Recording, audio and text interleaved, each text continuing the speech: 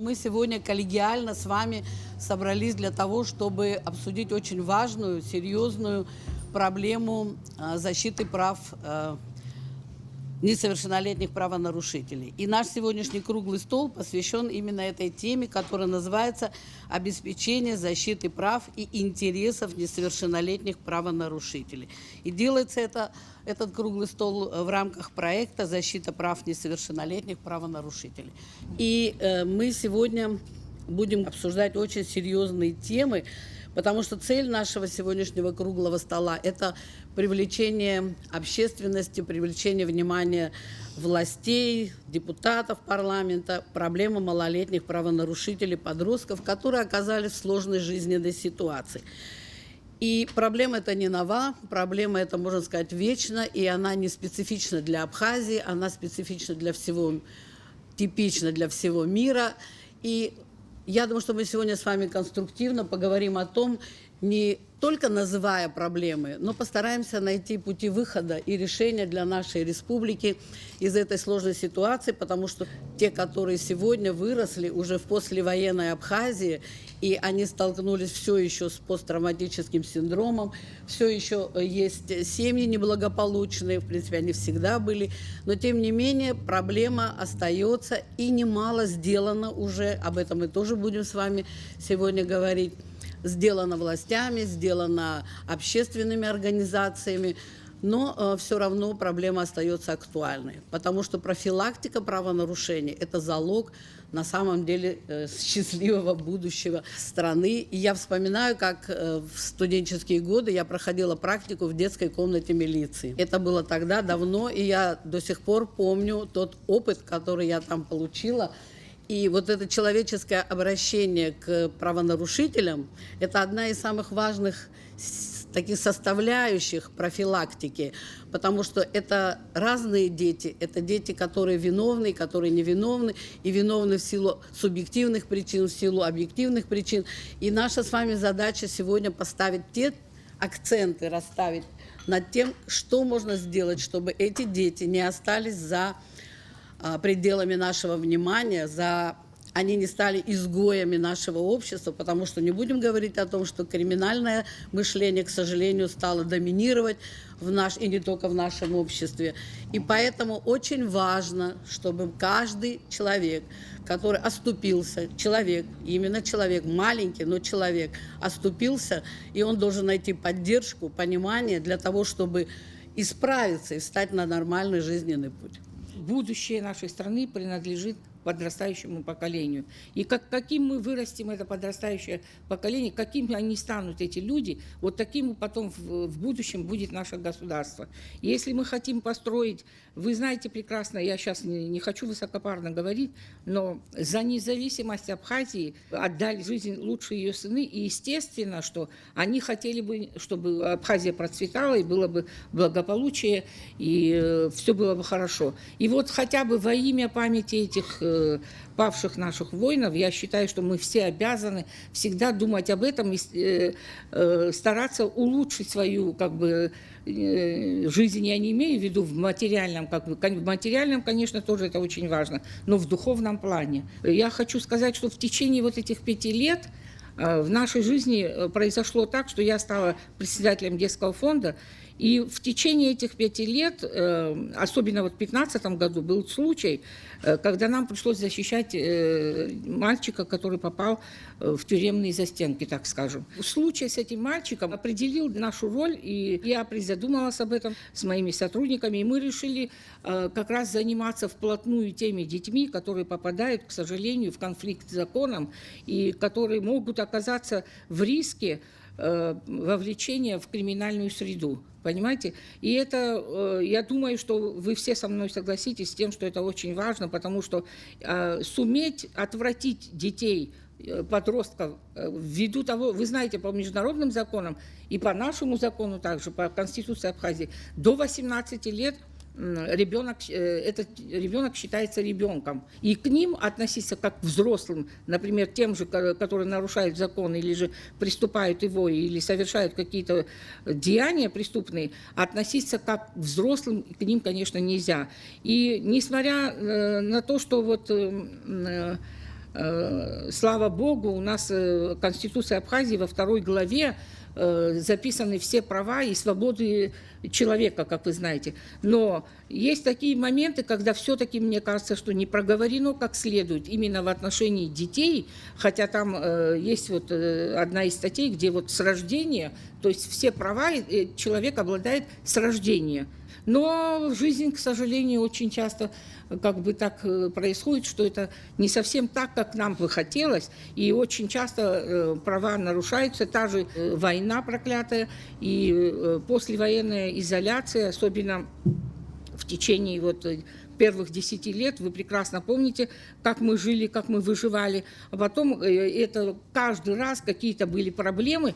И бывало так часто, что именно вот на детей у нас, и даже у матерей не хватало времени для того, чтобы заниматься своими детьми. Они стояли на псов и так далее.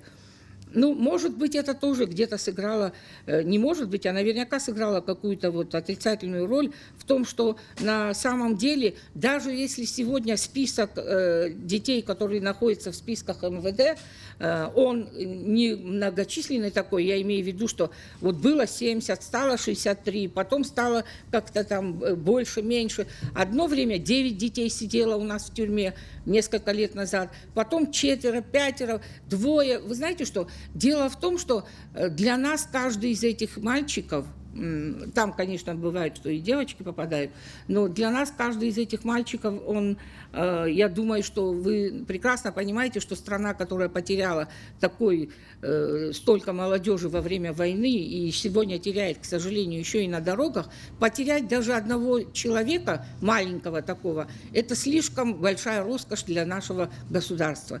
И я думаю, что если мы будем стараться делать так, чтобы так же, как вот смотреть на них не как на преступников. Конечно же, они, допустим, совершили правонарушения. Это мелкие бывают какие-то кражи, или же угоны, или там в супермаркет ограбили, или что-то такое. Конечно же, они должны быть предупреждены или наказаны, но не наказывать их в такой же мере, как наказывают, например, взрослых людей, которые совершают эти преступления. Вы понимаете, в чем дело? Ребенок, который... Я говорю ребенок, потому что когда 14-15 лет, а в основном это происходит почему-то именно в 14-15 лет, они сбиваются, можно сказать, с толку. И находятся взрослые преступники, которые очень манипулируют и используют их в своих очень преступных целях. И, как правило, за всеми вот этими угонами и за чем-то, когда мы начинаем заниматься с ними вот вплотную, мы вдруг видим, что все-таки не сами это дети придумали угнать эту машину, а кто-то стоял взрослый за этим и ими манипулировал. Но попадают потом они в милицию, и вот это уже совершенно другой вопрос. И я, конечно же, хотела бы поговорить об этом и откровенно сказать, что я никогда не думала, что в нашем обществе могут быть люди, которые будут употреблять насильственные методы при допросах, и психологическое насилие, и физическое насилие. И еще никогда не ожидала, не думала о том, что люди будут бояться сказать правду. Ни один из этих молодых, так скажем, правонарушителей в международном сообществе говорят не малолетний преступник, а говорят правонарушитель, потому что они его не считают преступником, пока ему не стало 18 лет, и он не оказался таким осознанно, который совершал какие-то преступления, хотя бывает, что и совершает и осознанно. Но репрессивные методы не могут сделать ничего хорошего, и ввиду этого, конечно же, особенно даже то, что эти молодые, маленькие вот эти малолетние правонарушители, они находятся, как вы знаете, очень часто в камерах вместе с взрослыми преступниками. С первого же дня они попадают в наши вот в эти камеры, и там находятся взрослые. Если вы смотрели абхазское телевидение, кто-то, а может быть кто-то не успел посмотреть, мы вам сейчас покажем одну минуту ролик, который мы создавали вместе с нашим здесь агентством, и мы очень хотели бы, чтобы вы призадумались.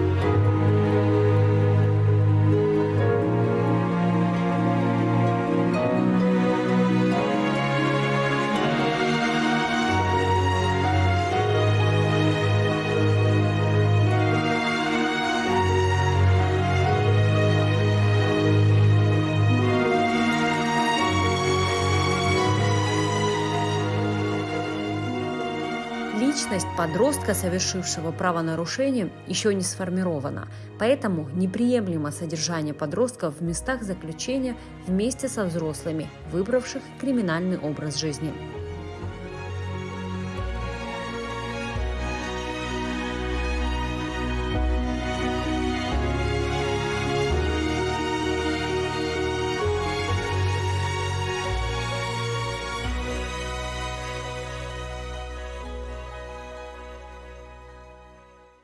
Сейчас вот наши представители нашей организации, и юристы, и координатор общественной приемной, которая уже вот в 3-й год функционирует у нас здесь в Абхазии, дети могут прийти, или же их родители, или же мы сами иногда, когда узнаем о чем-то, мы сами пойдем к ним, к этим детям, то есть и стараемся оказать психологическую, правовую и социальную помощь. И естественно, что вы знаете прекрасно, что люди у нас не любят, когда мы говорим об этом, но я думаю, что общество должно, мы же все-таки современное хотим общество построить, а не какое-то патриархальное. Принципы ювенальной юстиции должны быть введены в наше законодательство, понимаете это? Несмотря на то, что есть такие законы, в Уголовном кодексе есть статьи, которые как раз-таки соответствуют принципам ювенальной юстиции. Но очень часто, к сожалению, бывает так, что эти принципы не претворяются в жизнь, и они не соблюдаются. И даже, например, если вот такой как случай, как если человек должен только 72 часа быть под арестом, пока еще вот его дело рассматривается или что, а подростки могут сидеть иногда и 7 дней, и 4 дня, и 5 дней и так далее. То есть это тоже прямое как бы нарушение закона. Но и еще вот, я уже говорила как-то в интервью на абхазском телевидении, почти около 200 стран присоединились и признали Конвенцию о правах ребенка. И в Конвенции о правах ребенка, вот мы перед вами всеми положили ее копию, в этой конвенции говорится обо всем, над чем мы должны с вами и работать, и знать, и понимать, что это самое главное — воспитать в человеке не агрессивного какого-то, не преступника, а вернуть его, как-то сделать так, чтобы этот паренек вернулся и стал хорошим человеком. То есть мы не можем сказать, что каждый из этих детей какой-то потенциальный окажется негодяем, но если он станет негодяем, то он станет негодяем из-за нас, из-за взрослых, которые не сумели сделать, перевоспитать его, не сумели помочь ему в самую такую тяжелую минуту. И вот мне очень нравится, когда мы видим в международных документах, когда они пишут о том, что, я уверена, это и вам тоже понравится, есть такое, как дружественное правосудие. Понимаете? Правосудие для несовершеннолетних, оно должно быть дружественным, то есть не с каким-то фашистским подходом, допустим, понимаете, не каким-то таким репрессивным, именно чтобы наказать этого человека полностью ибга-пцара, чтобы этого не было, да, надо я думаю, нам постараться, и я уверена, что все, которые здесь находятся и не находятся, все будут согласны с этим. Из парламента у нас сегодня Батал Иванович присутствует, я думаю, что мы к вам придем вместе с этой конвенцией. Я думаю, эта конвенция там не так, как какая-то была по коррупции и так далее, которая будет откладываться, а надеюсь, что все депутаты проголосуют за нее, и она будет принята в нашей стране. О том, что приемная предоставляет бесплатную помощь психолога и юристам, мы распечатали и развесили сначала в магазинах, в автобусных остановках, там, где мы могли, там, где можно было простым людям прочитать и узнать. Но мало было заявок, но после того, как мы разместили это в соцсетях, то начали поступать звонки, обращения, но особенно они усилились в период пандемии. Но в основном обращались к нам матери-одиночки, бабушки, которым приходится воспитывать детей. Обращались очень много семей разводов. И мы по мере возможности старались оказать им помощь. Но и некоторым детям, которые нуждались в консультации психолога мы, конечно, предоставляли коррекционную работу нашего психолога. За время нашей работы с 2018 года мы 233 консультации психолога предоставили, посетили 125 семей и оказали гуманитарную и социальную помощь 92 семьям. Но мы также 2 раза в год обращаемся в ПДН и получаем списки несовершеннолетних, которые приступили закон. Но в числе этих списков также и дети, которые не посещают школу по разным причинам. Может быть, семья неполная, а также бедственное положение семьи, которым мы также оказывали помощь. Но что касается несовершеннолетних, которые приступили закон, то мы стараемся разобраться по каждому делу. Мы, естественно, соблюдаем конфиденциальность. Мы приняли участие в судебных процессах, в 30 судебных процессах, и наши юристы оказали юридическую помощь многим нашим бенефициарам. Поводом для вот таких вот дерзких проявлений своей личности является как бы не очень-то стабильное его положение в обществе, его социальная, может, неудовлетворенность. И поэтому наши сотрудники, когда они участвуют в судебных процессах, мы как бы мониторим и стараемся корректировать. После того, как мы узнаем о таком подростке, наши юристы и наш психолог принимаются за работу. То есть они проходят коррекционные работы психолога. У нас есть очень положительные и хорошие примеры того, как подростки, которые совершили преступление, после того, как проходит коррекцию психолога, они меняют свой характер, они становятся более спокойными. У нас есть такие примеры, но этого недостаточно, потому что нужна не только коррекционная помощь психолога, но и целый комплекс программ для того, чтобы вернуть этого человека к жизни нормальной, и для того, чтобы наше общество пополняло подростки и граждане активные, чтобы они, главное, не чувствовали себя частью криминального мира. Было бы хорошо, если бы у нас был один хотя бы реабилитационный центр, когда мы не только психологи, но и учителя, и медики, и какие-то исправительные трудовые работы можно было предложить подростку. Если семья неблагоприятная, мы свидетели некоторых таких семей, то ребенок растет как бы на примере этой неблагоприятной семьи. Поэтому ему нужно как бы другое окружение. И реабилитационный курс – это наша мечта. Правовое положение несовершеннолетних у нас в Республике Абхазия, несовершеннолетних потерпевших, свидетелей, подозреваемых, обвиняемых, осужденных, оно регулируется Уголовным кодексом Республики Абхазия, Уголовно-процессуальным кодексом Республики Абхазия, Исправительно-трудовым кодексом, Кодексом об административных правонарушениях, Законом о содержании под стражей подозреваемых и обвиняемых в совершении преступлений, положением о городских и районных комиссиях по делам несовершеннолетних, инструкцией Министерства внутренних дел об организации работы подразделений по делам несовершеннолетних органов внутренних дел от 30 ноября 2010 года.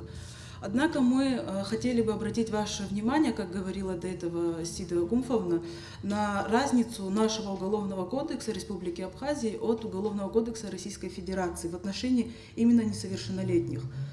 Так, в соответствии со статьей 82 Уголовного кодекса Республики Абхазия, видами наказания, которые назначаются несовершеннолетним, является штраф, лишение права заниматься определенной деятельностью, исправительные работы и лишение свободы на определенный срок. Тогда как Уголовный кодекс Российской Федерации, он предусматривает также и такой вид наказания, как ограничение свободы, которое назначается до 2 лет, и обязательные работы, которые назначаются на срок от 40 до 160 часов. В Республике Абхазии наказание в виде лишения свободы назначается несовершеннолетним осужденным, совершившим преступление в возрасте до 16 лет, на срок не свыше 8 лет, тогда как Уголовный кодекс Российской Федерации на срок не свыше 6 лет. В стране вопрос о детях, вступающих в конфликт с законом, о подростках-правонарушителях. И да, действительно нет такого определенного механизма регулирования или как-то этим детям помочь в досудебном порядке. Вот во многих европейских странах существует уже такой институт медиация. Это вспомогательная отрасль для правосудия. И медиация в праве – это одна из технологий альтернативного урегулирования споров и с участием третьей нейтральной стороны, беспристрастной стороны, не заинтересованной в споре и в данном конфликте. Третья сторона – это медиатор, который помогает сторонам выбрать определенное соглашение по спору. Но мы все понимаем, что такое медиатор – это вот посредник, который находит какие-то точки соприкосновения между правонарушителем, потерпевшим. Основывается, естественно, на нескольких принципах. Это добровольность, конфиденциальность, естественно, взаимоуважение сторон, равноправие. Ну а также прозрачность процедуры, хотя я немножко не согласна с этим пунктом прозрачности, потому что медиация сама по себе, как я ее понимаю, она невозможна без другой формы, без программы убережения. В настоящее время во многих странах приняты законы о медиации между правонарушителем и потерпевшим. И поднимаются вопросы о возмещении ущерба, примирении. Но что такое само по себе убережение, которое вот идет параллельно с этим институтом как медиация? Это программа одного шанса и форма освобождения от уголовной ответственности, альтернативный механизм уголовного преследования, целью которого является содействие надлежащему развитию и интеграции несовершеннолетнего подростка в общество, предупреждение нового преступления. Ну, как мы это сегодня понимаем? Интеграция в общество, то есть подросток в будущем, после того, как он совершил какое-то правонарушение и попал в эту программу медиации и убережения, он в будущем в своей жизни не должен чувствовать никаких последствий на себе со стороны социума, когда он будет устраиваться на работу, да вообще как в обществе, да, потому что на сегодняшний день вот у нас в практике очень часто бывают случаи, когда приходят к нам какие-то запросы, мы сами отправляем запросы, даже мы с нашего фонда пишем запросы в милицию, там, по районам, да, и просим информацию, скажите, пожалуйста, сообщите нам пофамильно о детях, которые у вас там стоят на учете или привлечены по каким-то уголовным. И нам очень прекрасно все дают эту информацию пофамильно, год рождения, какая семья. Так вот, при программе убережения вот этого категорически делать нельзя, потому что вокруг подростка информация засекречивается. Но какие механизмы вообще, как это можно воплотить в жизнь? Только с помощью государства, потому что только у государства есть механизм, который который в состоянии засекретить вот эту информацию. Тот же ИЦ это информационный центр МВД, когда какие-то структуры, да, пишут запрос, абсолютно информация открыта, и эта информация пофамильно выдается. То есть вот этого делать категорически нельзя при этой программе, это просто запрещено. Инспекция по делам несовершеннолетних – это профилактика с несовершеннолетними. Мы тесно работаем с комиссией по делам несовершеннолетних при администрации города Сухум, также по всем сухумским школам. Это с педагогами-организаторами по воспитательной части и по учебной. Потому что у нас многие несовершеннолетние есть те, которые уклоняются от учебы, да, тем самым мы помогаем. Ну, говоря, да, вот за последний короткий промежуток времени у нас, да, очень много несовершеннолетних, которые доставляются именно в ночное время. Это промежуток времени с 12 ночи до 5 утра. Да, это те, которые совершают просто правонарушения, те, которые совершают преступления. Естественно, дежурная часть вызывая инспекцию по делам несовершеннолетних, мы заводим его в кабинет, проводя беседу, выясняем личность его, вызываем родителей. Но я хотела бы сказать, да, не все родители как бы сразу хотят прийти в инспекцию по делам. Да, вот 2 часа ночи звонишь, поднимаешь родителя, а мать в трубку говорит: посидите с ним до утра, в 9 я приду. Такие случаи тоже бывают у нас. И мы начинаем, вы понимаете, вам нужно явиться. Ну, всякое бывает. Помимо несовершеннолетних у нас состоят родители, которые выпивают спиртные напитки, те, которые употребляют наркотические средства. Да? Как бы мы работаем, конечно, не одни, у нас есть организации, которые нам помогают. И при посещении по месту жительства мы обращаемся в разные организации и как бы нам откликаются.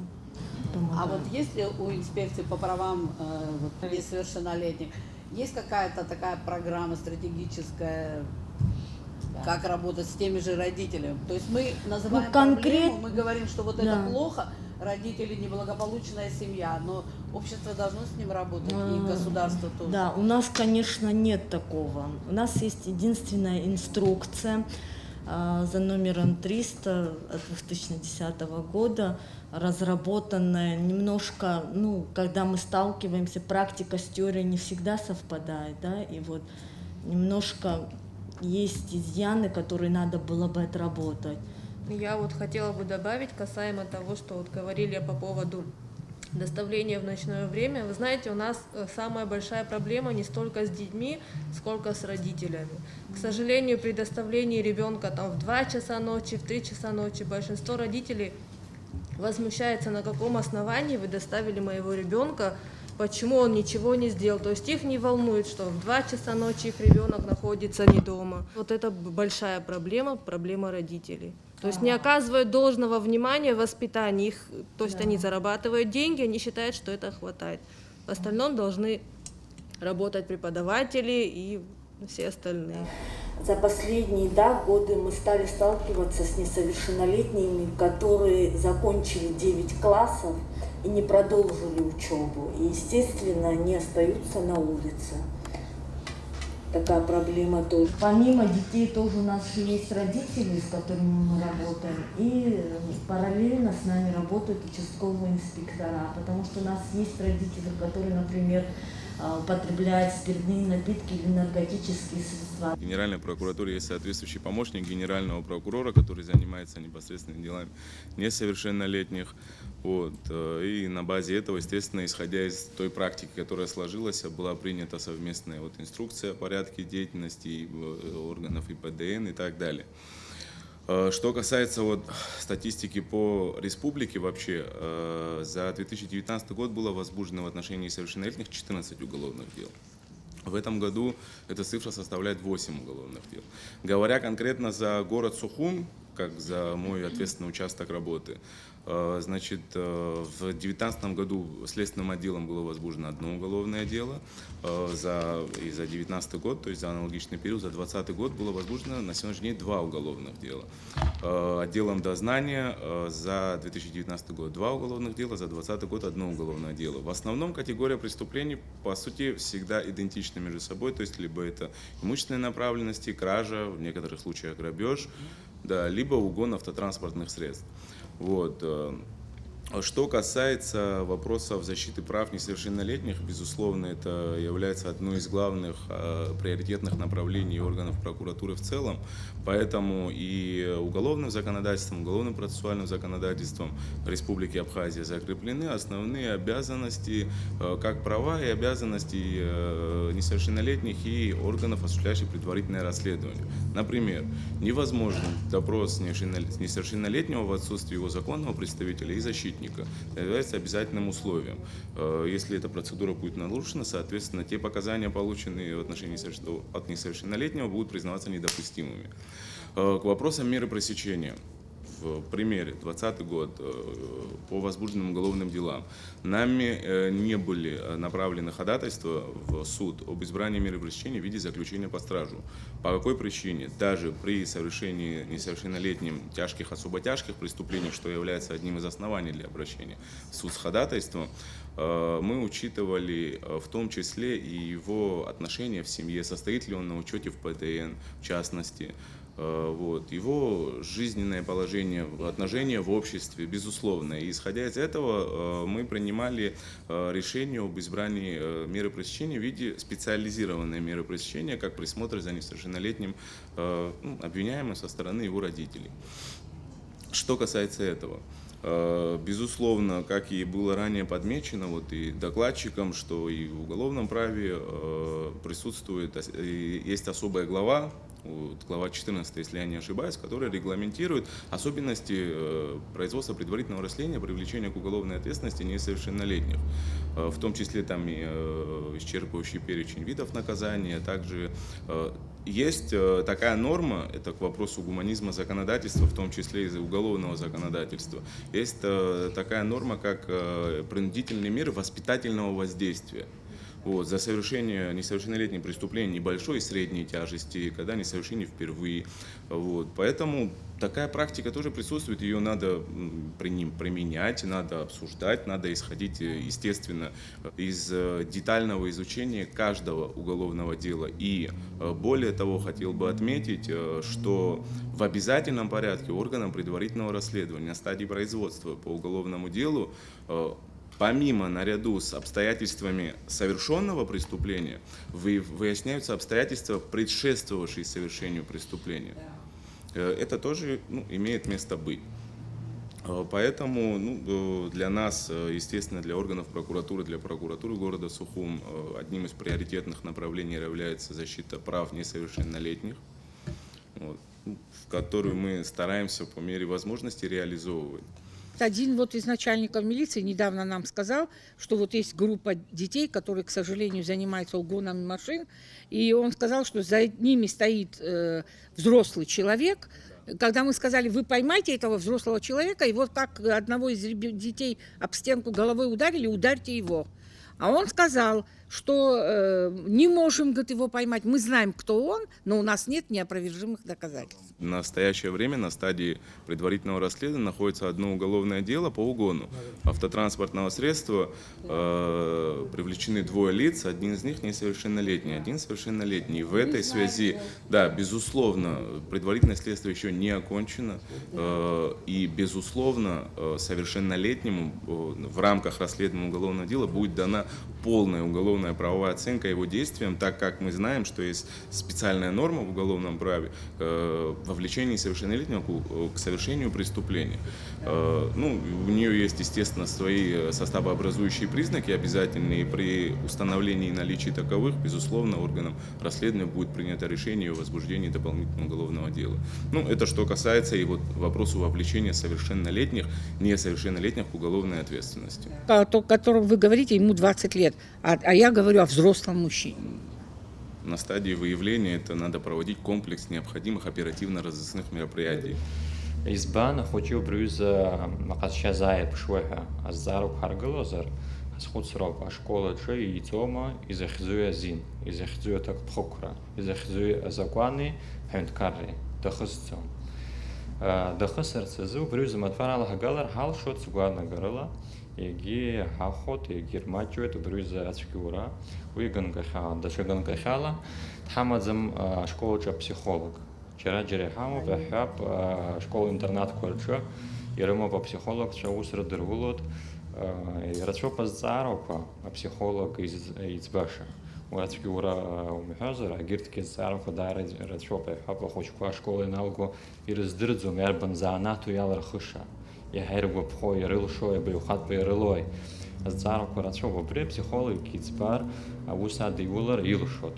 Уйдачен канкахал офшорс. Ахват бихархарта саризбо атаче школы Реймадера. Агуразгойт это хупха эха аначе абаче рабхара школах. Аймадар хабжазарца баса проблема куйцвирцха школа юницха мата ачара юницха итвиргатбуп бас таачафала школа юницха яла чавизар яха убрюзта глаза шехая чейвон ирбзиона агуана гарасамуп. Сегодня много говорили о ювенальной юстиции и о том, что необходимо наше законодательство развивать в направлении его гуманизации.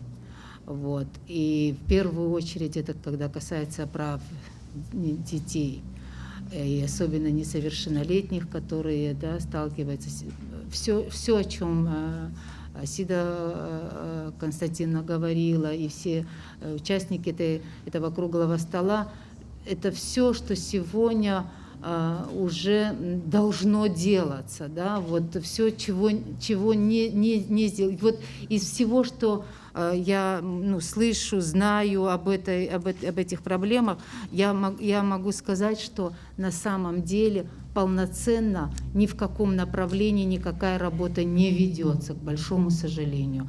Вот если мы говорим о законах, значит, законы они у нас далеко не то, что несовершенны, они даже не разработаны. Если мы говорим о правоприменительной практике, практика такая, которая, обрывки советской работы, если так можно сказать, работы в советское время. И вот если мы говорим о социальной работе, например, то она тоже нет этих служб. Если мы скажем о детской комнате милиции, даже уже само название, оно отталкивает, да? И они есть, и их нет, и непонятно в каком формате они работают. Те люди, которые там работают, они стараются, вот сегодня тоже рассказывали, как им приходится, да, выполнять функции родителей и так далее. Да, те люди, которые там работают, но как тоже было сказано, нет программ, которые они должны реализовывать, по каким-то инструкциям, каким-то оборванным, по которым какие-то действия предполагают, может быть, в момент задержания или в момент допросов или еще что-то такое, но это не полноценная работа с детьми. И чаще всего из того, что мы знаем, это заканчивается только разговорами с родителями и так далее. И дальше этого ничего не идет, потому что нет ни ресурсов, ни много чего для того, чтобы эти службы полноценно работали. На самом деле должны быть соответствующие и законы, и программы, и разные формы взаимодействия, да, с разными структурами. В этой работе правильно Аида Георгиевна отметила, что обязательно нужны партнерские взаимоотношения. И Министерство образования, и Министерство внутренних дел, и соцслужбы, и Министерство здравоохранения. То есть это важно, вот многие тоже говорили о том, что много идет из проблем семьи, да, исходит из-за неблагополучия в этих семьях. Это означает, что очень серьезно должны работать социальные службы. Без написанных программ, без расписанных, да, обязательств, обязанностей и так далее, все это будет делаться на уровне, там, не знаю, от случая к случаю, как получилось. Вот. Школа и Министерство образования – это основное звено. И сегодня нет никаких программ тоже в этом направлении. Да? В школах должны быть введены и занятия по правам человека, потому что без знания, да, без уважения к правам человека, это означает, что ребенок, он не понимает, что надо уважать вообще другого человека и личность, и достоинство, и воровать точно нельзя, там, или унижать другого человека. То есть все исходит из культуры, да. Защита детей несовершеннолетних – это обязанность в первую очередь государства. Да, семья должна, у его семьи есть обязательства, да, там еще у кого-то, но это в первую очередь обязанность государства. Поэтому если сегодня мы видим, что в этих структурах, да, не предлагается, там, ни за законов нет, там, в одной, там, законодательства, да, парламент еще не приступил к принятию таких законов, там Министерство образования нет этих программ. Это говорит о том, что что-то не то происходит в нашей стране. Это говорит о том, что мы мало думаем о нашем будущем. Я сейчас не говорю обо всем, что делается в этой стране. Я говорю о проблемах, потому что нужно говорить о проблемах. А о том, что делается и хорошо делается, можно не говорить, потому что это само собой разумеющееся. Это обязательство государства перед своими гражданами. Так должно быть. Это все должно быть обеспечено. Обеспечены права, обеспечена его реализация, защита прав. И об этом можно не говорить. Мы собрались сказать о наших проблемах. Надеюсь, что ваш этот данный круглый стол тоже будет толчком каким-то таким переменам. Я поддерживаю идею введения ювенальной юстиции, хотя я знаю, что в Абхазии есть много противников. Почему я поддерживаю? Потому что считаю, что подросток – это, конечно, далеко не взрослый человек. У нас есть все-таки склонность больше ориентироваться на внешние качества. Подросток большой, сильный, у него эмоции, гормоны, все играет. И есть такая тенденция все-таки воспринимать и оценивать его оценки как сравнивая его с взрослым человеком. Но я хочу сказать, что огромная, очень важная еще работа не проделана, и какие-то вещи не созрели. Человек не созревает одинаково, какие-то системы отстают. И вот у подростка еще не сформирована система ценностей, еще не сформирована вот эта иерархия, какие ценности самые важные. То есть личность его, личность — это иерархия ценностей, личность еще не окрепшая. То есть представьте, что это большой человек, крепкий, здоровый, физически и так далее, уже со своими связями, с командой друзей и так далее. Но внутри в его голове еще маленький ребенок, который еще не умеет как следует правильно оценить и последствия своих поступков и для других, и для себя тоже. И к тому же он живет в очень непростом обществе, да? Абхазия — очень непростое общество, когда очень много противоречивых сигналов он получает. Да? У нас очень много ценностей, которые иногда входят в противоречие. Но мы, взрослые люди, как-то умеем все-таки с этим справиться. Допустим, человек недалекий от криминального мира, если он является нашим соседом, у нас с ним хорошие отношения. Если он не является нашим родственником, мы тоже обычно от него не отказываемся. И здесь есть какие-то положительные моменты. Но для ребенка он просто может быть дезориентирован. И надо это понимать, что когда он совершает правонарушение, он видит, что очень многие люди с дворцами, за высокими заборами, вхожи в высший свет и так далее. И почему ему нельзя сделать какой-то маленький проступок? Да? То есть вот это все нужно понимать. И с другой стороны, то, что говорят наши коллеги из правоохранительных органов, как часто эти проблемы возникают в семьях с низким уровнем достатка, с людьми с зависимостями, да, алкогольной или наркотической зависимостью. Дети очень, если вы сами себя вспомните в подростковом возрасте, насколько остро, насколько ранима, да, душа ребенка, и как иногда им хочется помочь. Дело в том, что к нам очень часто, можно сказать, каждый день обращаются с тем, чтобы мы купили лекарства, очень дорогостоящие лекарства для матери, которая больна, или для инвалида после войны, который никак не оправился. Когда дети видят эти проблемы, им кажется, что можно просто их решить. Вот сегодня только я угоню эту машину и так далее. То есть я к чему все это рассказываю, такое психологическое видение? Нельзя относиться к этим правонарушителям как к взрослым преступникам. И обязательно должна быть особая часть правосудия, должна быть ювенильная юстиция. Я двумя руками за. И очень благодарю вас за то, что вы подняли этот вопрос в нашем государстве на такой уровень. И здесь сидят люди из разных институтов государственных, очень важных, из суда, и парламента, и министерства, прокуратуры. Я думаю, что это понимание будет больше, и мы пойдем в этом направлении все-таки. Последнее, что хочу сказать, что в лице детского фонда Абхазии вот эти дети с проблемами, они приобрели родственников, потому что вне зависимости, иногда эти родственники богатые, могут что-то купить им, даже телевизор, даже еще что-то. Иногда бедные, но тоже обращаются к другим. То есть вы не оставляете этих детей в одиночестве. Это огромное, огромная вам за это благодарность. Нам приходится работать с определенной категорией подростков. И вот сегодняшний стол я бы разделила на такие две части. Первая часть — это судебная, правовая, юридическая. А вторая часть — это внутренний мир. Богатый внутренний мир, я не побоюсь этого слова сказать, глубокий внутренний мир этих пацанов, которые столкнулись с законом. Непосредственно вот работая с этими детьми, вы знаете, я открываю для себя, как для психолога, те вещи, о которых я, например, раньше не думала. Потому что раньше эти дети были для меня, наверное, как для многих, это некий образ такой преступников, правонарушителей грубых. Вы не представляете, какие это дети.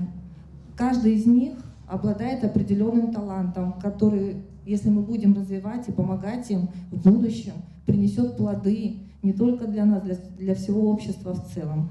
Но это такая одна часть. Вторая часть, мне хотелось бы немножко заглянуть в их семьи. Знаете, бытует мнение, что вот эти дети, с которыми мы работаем, это из трудных семей, не из благополучных семей. Конечно, такие семьи проходят красной нитью, то есть это основная категория, но в нашей работе встречаются совершенно благополучные семьи, нормальные, с мамой и с папой, с нормальным материальным положением, которые пошли на этот шаг. И вот наша задача выяснить причину, почему вдруг этот ребенок, имея все, идет на это преступление. И причин очень много, я не буду их называть, у каждого ребенка свои причины. Вы знаете, самое главное, вот как сказал наш министр образования и представители министерства, ведомств, очень важно проследить этого ребенка, на каком этапе произошел слом. И это не происходит одночасье, то есть раз и не становится этот ребенок, подросток преступником, не идет на кражу, резко я имею в виду. То есть этому предшествует длительный определенный период. И этот длительный определенный период полностью ответственностью лежит на родителей, но если они не могут по каким-то причинам, их тоже очень много, взять на себя, значит, эту ношу, выпадает эта доля на школу. Потому что школа — это тот социальный орган, который взаимодействует с этим ребенком и может увидеть, я вам говорю как школьный психолог, увидеть эти надломы в подростковом возрасте. Просто главное увидеть их. Вот в чем дело. А для этого нужно, конечно же, работать. Очень большой проблемой является для наших школ то, что бытует такое вот ситуации такие, когда вот этих вот подростков, оступившихся, трудных, как мы их называем в широком смысле слова, школа выставляет. Потому что, понятное дело, не нужно школе вот такие забияки, которые там дерутся, которые ломают стекла или употребляют нецензурную брань, и тем более, которые стоят на учете в комнате милиции. Но куда пойдет этот восьмиклассник? Что с ним будет? То есть если у этого ребенка нет надзора, нет контроля, ничего хорошего из него не выйдет. И вы знаете, вот в своей работе я хочу сказать, что правильно Арда Шаловна сказала, когда эти подростки, оступившиеся, чувствуют, что с ними есть люди, которые их уважают, это такое вот заветное слово, их понимают, почему они пошли на этот шаг, и не осуждают. Вы не представляете их глаза, как они светятся, как у них проявляется желание жить и творить, и открывать в себе какие-то новые таланты или какие-то новые способности. У нас такие случаи есть, и мы можем о них говорить открыто. Конечно, не все так гладко. Я не говорю, что каждого подростка нужно гладить по голове за содеянное. Нет, конечно, нет. Но карательные меры, которые применяются, имеют место быть, ничего хорошего не несут, поверьте. Потому что на агрессию этот ребенок ответит только агрессией, ничем больше. Вот, поэтому взаимопонимание, поддержка на этом этапе, получается, реабилитация этого ребенка просто необходима не только для него, а для всего нашего общества в будущем. Законопроект, связанный с организованной преступностью, пока не рассматривался. Что же касается другого законопроекта, он принят, что вы говорите по поводу механизма. Я, честно говоря, послушал тут, свое мнение скажу. Круглый стол такой, на мой взгляд, больше обвинительного уклона, если взять, так сказать, с точки зрения, рассмотреть правовой. с требованиями и прочим делам, но хочу не потому, что кого-то там защитить и так далее. Здесь вот выступал представитель прокуратуры города Сухум, мне кажется, очень четко, ясно объяснил, какая ситуация у нас есть. Вот, ну, теоретические выкладки и рассказы – это хорошо, а практическая ситуация – это немножко другое. Значит, в нашей стране не только несовершеннолетние, а даже совершеннолетние, которые, в общем-то, должны, извините меня, отсиживать те сроки, которые они получили по суду, и то, значит, не проходят в связи с тем, что у нас нет колонии общего режима, в связи с тем, что у нас только СИЗО, мы не можем, люди как бы не отбывают даже тот срок наказания, который вынесен судебным решением. Что же касается несовершеннолетних, я не могу сказать, что глубоко этот вопрос знаю, но очень либеральный, насколько это возможно, подход. Я сомневаюсь, что во многих странах мира там работники Министерства внутренних дел будут ездить там или на такси на свои деньги, и так у них зарплаты нет, и ребенка будут возить на экзамен. Может, вы мне проведете много таких стран? Значит, я думаю, что не совсем так. Я не в том плане, что у нас все блестяще, и все хорошо, и все идеально. Конечно, я согласен с Ардой Шаловной о том, что нужно предусмотреть многие моменты с уделением внимания именно в школах, потому что школы – это первое, с чего все начинается. Психолог совершенно точно заметила, а совершенно не имеет материальная сторона, значит, вернее, материальное положение семьи. Я вам хочу сказать, что у нас из очень благополучных семей стали как бы вот очень серьезными как бы преступниками, к великому сожалению. Но для того, чтобы поломать эту тенденцию в Абхазии, по крайней мере, с вами согласен, мы должны принять закон об организованной преступности, чтобы психология вот, изначально должна быть убита у детей, что это хорошо, быть там каким-то авторитетом.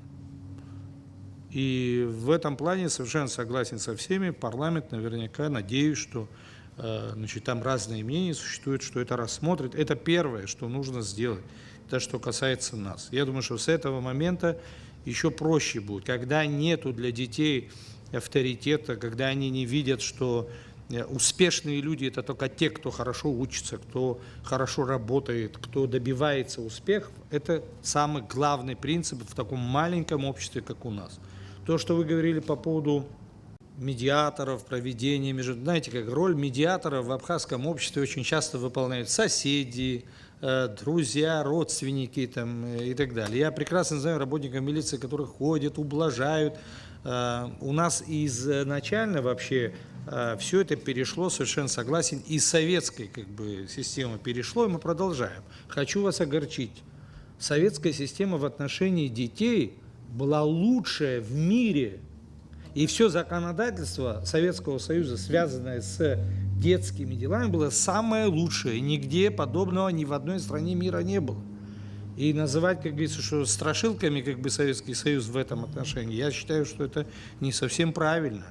Другой вопрос, что мы в детстве, я прекрасно помню, когда вопрос говорился о милиции, для нас это был такой шок, если кого-то там проведут в милицию, это уже было, был такой нонсенс, это было что-то уже такой психологический такой надлом, и я считаю, что этот момент, с одной стороны, надо оставить, с другой стороны, огородить меньше, чтобы они туда вообще появлялись. Даже вот я имею в виду с задержанием, вы говорите, там после 12 часов ночи и так далее. Ну вот это, конечно, нужно более в мягкой форме как-то проводить, потому что когда ребенок попадает в милицию один раз, он потом привыкает. Он попал один раз в камеру, когда освоится, то он начинает думать, что ну ничего здесь страшного. Другой вопрос, что суды, насколько я знаю, я участвовал в одном таком процессе, связанном с тем, что привлекли мальчика за кражу как бы, и так далее. Я вам хочу сказать, что суды в этом плане ведут себя очень либерально, насколько это возможно. Насколько это возможно. Я, конечно, против теории Ламбразо, но есть некоторые, как говорится, товарищи, которые, ну, очень психологически неустойчивые дети и уже можно сказать, с малолетства очень предрасположены, к сожалению, к этому. И с ними, конечно, гораздо тяжелее. Тут уже то ли психолог, то ли психиатр, кто там нужен, я не знаю, но уже как бы там потяжелее. Есть и такие моменты. Что касается законодательства, ну, я понимаю, что инструкции вам не нравятся, но инструкции, они грамотные. Они не написаны, извините меня, просто так. Эти инструкции, которые прошли совершенно колоссальнейший опыт, они соответствуют. А вот то, что вы говорите, что там есть некоторые вещи, которые вам бы хотелось, ну, простите, у вас есть руководство, вы можете отправить туда, инструкцию заменить, не проблема. Но вы должны уже обратиться, если это не работает, что с этим делать. Это чисто такой момент правовой. Я не считаю, что у нас такая страшная проблема сегодня, что значит, с этим невозможно справиться. А потом я прекрасно понимаю всяких привлечений всяких медиаторов, модераторов, кого хотите. Но вообще-то это все стоит денег. И не маленьких. Вот. Значит, дело в том, что все эти дела, любой законопроект, любые дела требуют материального сопровождения финансирования. Поэтому, если мы исчерпали, скажем, те возможности, которые есть, ну тогда надо думать. Но мне кажется, что пока не исчерпали, и другой вопрос как бы ответственности, предположим, руководителей. Ну вот здесь девочки сидят, скажем, с городской службой, с районными, видимо, это МВД нужно будет обратить внимание, поговорить, что в районах и так далее, поднять это на соответствующую как бы работу.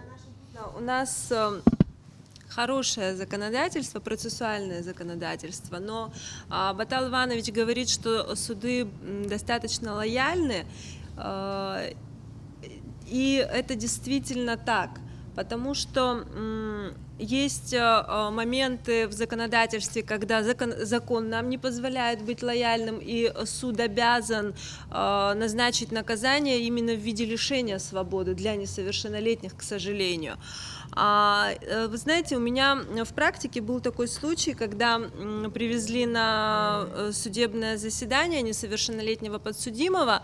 Ранее на предварительном следствии он вину в угоне признавал. Угон автотранспортного средства – это распространенный вид преступления, который совершают несовершеннолетние, как правило. На судебном заседании он перестал признавать вину. И когда его стали спрашивать, почему, он сказал, что когда он ехал из СИЗО Дранда в суд, то он встретил своего старшего товарища, который порекомендовал ему отрицать свою вину. То есть мы понимаем, да, что у нас, конечно же, по всем нашим инструкциям содержание несовершеннолетних, оно раздельное в местах лишения свободы, в пенитенциарных учреждениях. Но вот это живой пример, который показывает, что общение все равно имеется. И поэтому хотелось бы, чтобы действительно суды в этом смысле были лояльны, так как мы понимаем, куда мы отправляем, да, наших несовершеннолетних. В связи с этим, но не только в связи с этим, а так даже по ходу, есть такая практика, когда законодательство не позволяет, да, не осудить несовершеннолетнего гражданина за совершенное им преступление. Но мы ведь говорим о том, что действительно, когда преступление совершается в несовершеннолетнем возрасте, это особая категория. Даже Уголовный кодекс выделяет в особую категорию этих правонарушителей. Уголовно-процессуальный закон по-иному относится к ним. И есть такая практика, когда лицо становится совершеннолетним, вот эта справка ИЦ, она будет пустая, чтобы он свое совершеннолетие встретил с чистым прошлым, да, чтобы оно не было, когда он в 14-15 лет совершил преступление, может быть, действительно он одумается. Ну, не одумается, в совершеннолетнем возрасте у него будут судимости, которые будут уже никуда от него не денутся. И еще есть такая тоже хорошая, на мой взгляд, очень положительная практика. Кстати, она имеет место быть и в российской судебной системе. Есть рекомендации рекомендация Пленума, указание даже, можно сказать, Пленума Российской Федерации своим судам о том, чтобы дела с участием несовершеннолетних, именно уголовные дела, чтобы не рассматривали судьи, у которых небольшой судейский опыт. Потому что все-таки, наверное, это имеет большое значение, когда человек с большим уже опытом, через который... Особый подход к этому. Вот когда мы говорим о необходимости ювенальной юстиции, можно, наверное, начать понемногу, да, не сразу с кодекса, да, который действительно... Да, есть ювенальная юстиция, но вот чтобы хотя бы какие-то рекомендации, да, были бы, и, наверное, и прокуратура, и орган дознания, следствия и суд по-иному бы стали относиться к данной категории правонарушителей, маленьких правонарушителей, да. Многие тут уже высказались и обозначили целый спектр проблем, связанных с несовершеннолетними подростками, которые совершают правонарушения и сталкиваются с законом. Чтобы решить этот вопрос, нужны годы, нужно, чтобы подключились разные институты, чтобы более активно занялось этой проблемой и актуализировало эту проблему гражданское общество, хотя вы очень много уже делаете, но всегда чем больше акторов, чем больше активных людей этим занимаются, тем лучше. И я просто слушаю всех и думаю, вот почему никто не обратил внимания, как Асида в своем выступлении, когда она начинала, Асида Константиновна, она сказала о таком факте, что при задержании задержанных детей на них оказывают психологическое и физическое давление. Знаете, я вообще поддерживаю тоже идею ювенальной юстиции, я за нее, но я понимаю, что пока она будет введена, пока она заработает, это, наверное, длительного времени потребует. Но вот эти страшные нарушения прав человека, когда детей избивают в застенках милиции, происходят сегодня, уже сейчас. И что мы с этим будем делать? Мы будем просто сидеть и рассуждать о том, когда введем такое понятие, как ювенальная юстиция, когда примем законы и так далее. Мне кажется, что уже сегодня нужно предпринимать какие-то шаги. Да, сегодня у нас нет, мы только слышим о том, что это происходит, у нас нет доказательств, потому что эти дети боятся об этом говорить, их родители боятся об этом говорить, потому что они открыто говорят, что завтра моему ребенку подбросят в карман что-то и поймают, и тогда я уже ничем не смогу помочь своему ребенку. Эта проблема очень остро стоит. И я вот думала о том, может быть, продумать какой-то промежуточный механизм, какой-то временный механизм, который бы позволил бы осуществлять такой гражданский контроль. Вот в тех случаях, когда речь идет о задержании и допросах несовершеннолетних детей. Это, в принципе, довольно распространенная практика во всех развитых демократических странах, когда представители общественных организаций, правозащитники имеют доступ к правоохранительной системе и могут осуществлять этот контроль. Для этого не нужно каких-то специальных законов, реформ и так далее. Мне кажется, для этого нужно просто понимание общества и понимание руководства правоохранительной системы. Мы работаем с семьями и детьми, которые находятся уже в трудной жизненной ситуации. Наша задача помочь им выбраться. И вот все то, что вы говорите здесь, это как раз-таки та работа, с которой мы сталкиваемся ежедневно. Это те дети, которые нуждаются в сопровождении. И мы проводим такую работу. Мы работаем в тесном сотрудничестве с местной администрацией, со всеми ведомствами и структурами, которые непосредственно задействованы в этой сфере. К сожалению, хочется отметить, что координация между структурами, она не всегда на достаточном уровне, и здесь стоит обратить внимание, и хотя при любом случае, с которым мы сталкивались, всегда есть выход из ситуации, всегда есть какая-то перспектива развития событий, но опять же это в индивидуальном порядке. Системы как таковой пока что нет, и вот здесь хотелось бы, чтобы система защиты, социальной поддержки семьи и детей, она выработалась единая и уже на государственном уровне. Вот никто не говорил о роли семьи. Говорили школа, ближайшее окружение, взрослые. Да, говорили, но не настолько, как я вот думаю, глубоко проникли вот в суть проблемы, которая существует и на которую нельзя закрывать глаза. У нас же много семей, где происходит, в общем-то, родители очень жестко воспитывают своих детей и даже, можно сказать, жестоко обращаются с ними. И ребенок, конечно, взрослый еще может себя защитить, не всегда. И мы в этом убеждаемся, когда к нам приходят женщины, да и мужчины тоже приходят. А вот что делать ребенку? Если ребенок будет чувствовать, что его никто не защищает, его государство не защищает, в семье его некому защитить, когда вот такие уродливые взаимоотношения в семье. Это может быть отец, это может быть мать, там, бабушка, дедушка, кто-то из ближайших. Это самые близкие люди. Так вот, если ребенок будет знать, что государство его никак не защищает, кто из него вырастет? Это уже такая вот личность надломленная, с глубокой травмой, которая может остаться до конца жизни у него.